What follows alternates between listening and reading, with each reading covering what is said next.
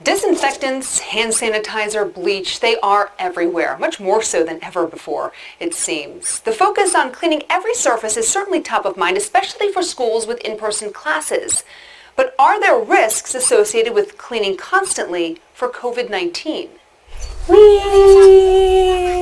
Adrienne Klum is the mother of 3.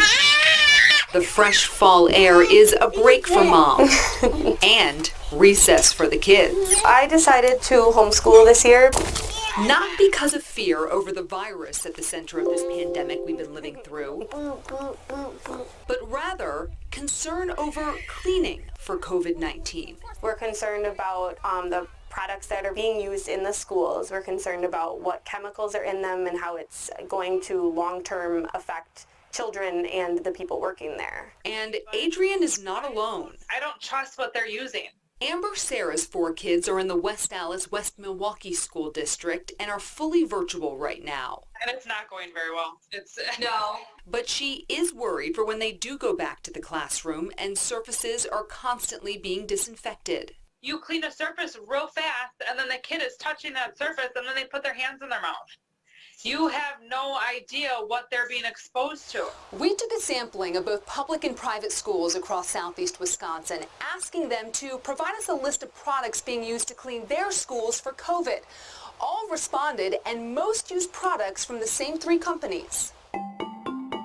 3M, Clorox, and Spartan, with the primary disinfecting ingredients being bleach and quaternary ammonium compounds, better known as QUAT, which simply put are less toxic and corrosive bleach alternatives. It was kind of common sense. I think we want to make sure if you come in and there's a heavy smell, then I think it's right for, individual parents and teachers to say, we really need to talk about this. Dr. Christy Bensick-Boudreau is a pediatrician with Children's Wisconsin. They've done quite a bit of research and has little concern over what's being used to keep the schools clean. They've been using the same chemicals that they're going to be using. They've been using them for years overnight.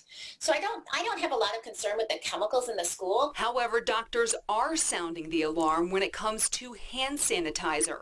Nearly 200 different sanitizers are now on the FDA's Do Not Use list because they have been found to contain methanol or other toxic substances. The demand was so high for hand sanitizer that people went outside the normal routes. Calls for ingesting hand sanitizer are up 35% over last year at the Wisconsin Poison Center. People actually drinking hand sanitizers. Dr. David Gumman is the medical director and says that's not the most alarming stat. For some of the cleaning products like bleach, calls are up over 85%. With more cleaning comes more opportunity to get into trouble, Dr. Gumman says. User error, if you will.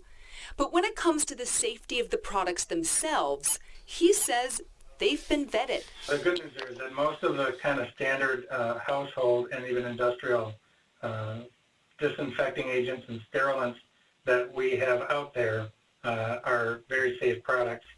Safe or not, Adrienne and Amber both say the frequency of exposure to these disinfectants is really what drives their concern. It's constantly being wiped down, every single surface. We've never had this before.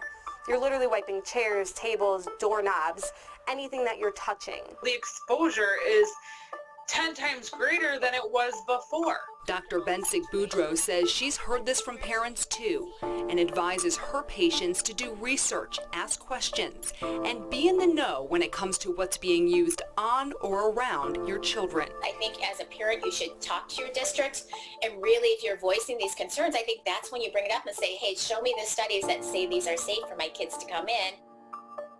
Now, when it comes to ingesting cleaning products or hand sanitizers, because there has been such an uptick in cases, we want to put the Wisconsin Poison Center number there at the bottom of the screen for you. That number is 1-800-222-1222. If you ever have any questions, concerns, or any fear that your child may have swallowed something they shouldn't have, always call that number. We also have it listed at fox6now.com. Well, still ahead here at 9.